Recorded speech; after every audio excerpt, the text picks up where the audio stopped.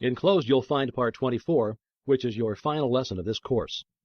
If you've practiced each of the exercises a few minutes every day as suggested, you will have found that you can get out of life exactly what you wish by first putting into life that which you wish, and you will probably agree with the student who said, "The thought is almost overwhelming, so vast, so available, so definite, so reasonable, and so usable." The fruit of this knowledge is, as it were, a gift of the gods. It is the truth that makes men free, not only free from every lack and limitation, but free from sorrow, worry, and care. And is it not wonderful to realize that this law is no respecter of persons, that it makes no difference what your habit of thought may be, the way has been prepared. If you're inclined to be religious, the greatest religious teacher the world has ever known made the way so plain that all may follow. If your mental bias is toward physical science, the law will operate with mathematical certainty. If you are inclined to be philosophical, Plato or Emerson may be your teacher, but in either case you may reach degrees of power to which it is impossible to assign any limit. An understanding of this principle, I believe, is the secret for which the ancient alchemists vainly sought, because it explains how gold in the mind may be transmuted into gold in the heart and in the hand. So here's part 24. When the scientists first put the sun in the center of the solar system and sent the earth spinning around it, there was immense surprise and consternation. The whole idea was self-evidently false. Nothing was more certain than the movement of the sun across the sky, and anyone could see it descend behind the western hills and sink into the sea. Scholars raged, and scientists rejected the idea as absurd, yet the evidence has finally carried conviction in the minds of all. We speak of a bell as a sounding body, yet we know that all the bell can do is to produce vibrations in the air. When these vibrations come at the rate of 16 per second, they cause a sound to be heard in the mind. It is also possible for the mind to hear vibrations up to the rate of 38,000 vibrations per second. When the number increases beyond this, all is silence again, so that we know that the sound is not in the bell, it is our own minds. We speak and even think of the sun as giving light, yet we know it is simply giving forth energy, which produces vibrations in the ether at the rate of 400 trillion a second, causing what are termed light waves, so that we know that we call light is simply a form of energy, and that only the light there is the sensation caused in the mind by the motion of waves. When the number increases, the light changes in color, each change in color being caused by shorter and more rapid vibrations, so that although we speak of the rose as being red and the grass as being green, or the sky as being blue, we know that the colors exist only in our minds and are the sensations experienced by us as the result of the vibrations of light waves. When the vibrations are reduced below 400 trillion a second, they no longer affect us as light, but we experience the sensation of heat. It's evident, therefore, that we cannot depend upon the evidence of the senses for our information concerning the realities of things. If we did, we should believe that the sun moved, that the world was flat instead of round, and that the stars were bits of light instead of vast suns. The whole range, then, of the theory and practice of any system of metaphysics consists in knowing the truth concerning yourself and the world in which you live, in knowing that in order to express harmony, you must think harmony. In order to express health, you must think health. And in order to express abundance, you must think abundance. To do this, you must reverse the evidence of the senses. When you come to know that every form of disease, sickness, lack, and limitation are simply the result of wrong thinking, you will have come to know the truth which shall make you free. You will see how mountains may be removed. If these mountains consist only of doubt, fear, distrust, or other forms of discouragement, they are nonetheless real, and they need not only to be removed, but to be cast out into the sea. Your real work consists in convincing yourself of the truth of these statements.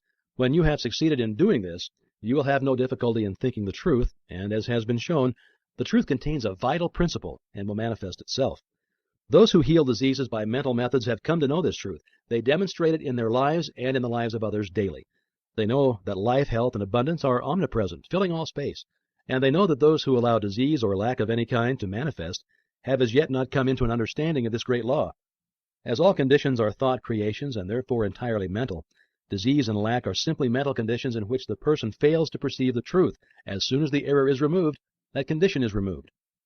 The method for removing this error is to go into the silence and know the truth. As all mind is one mind, you can do this for yourself or anyone else. If you've learned to form mental images of the conditions desired, this will be the easiest and quickest way to secure results. If not, results can be accomplished by argument, by the process of convincing yourself absolutely of the truth of your statement.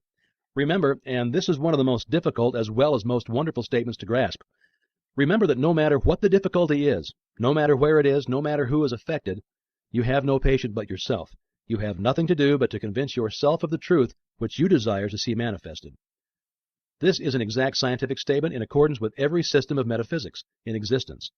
and no permanent results are ever secured in any other way.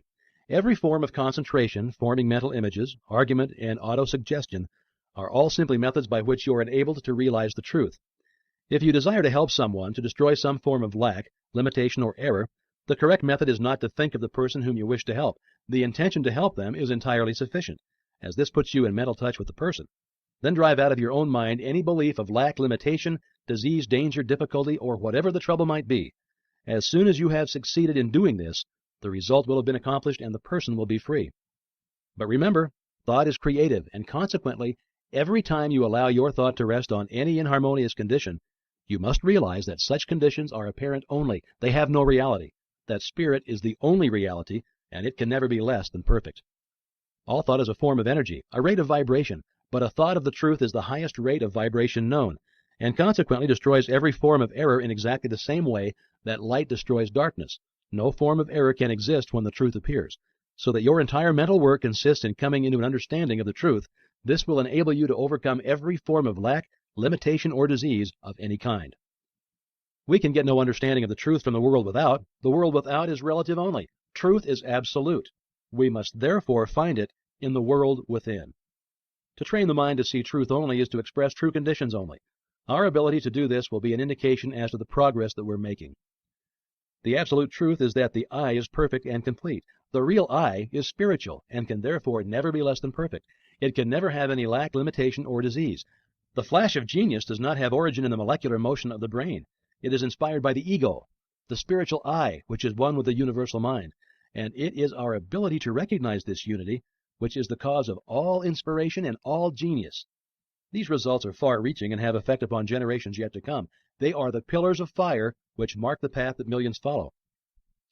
Truth is not the result of logical training or of experimentation or even of observation. It is the product of a developed consciousness. Truth within a Caesar manifests in a Caesar's deportment, in his life and his actions, his influence upon social forms and progress. Your life and your actions and your influence in the world will depend upon the degree of truth which you are enabled to perceive, for truth will not manifest in creeds, but in conduct. Truth manifests in character, and the character of a man should be the interpretation of his religion, or what to him is truth, and this will in turn be evidenced in the character of his possession. If a man complains of the drift of his fortune, he is just as unjust to himself, as if he should deny rational truth, though it stand patent and irrefutable. Our environment and the innumerable circumstances and accidents of our lives already exist in the subconscious personality which attracts to itself the mental and physical material which is congenial to its nature.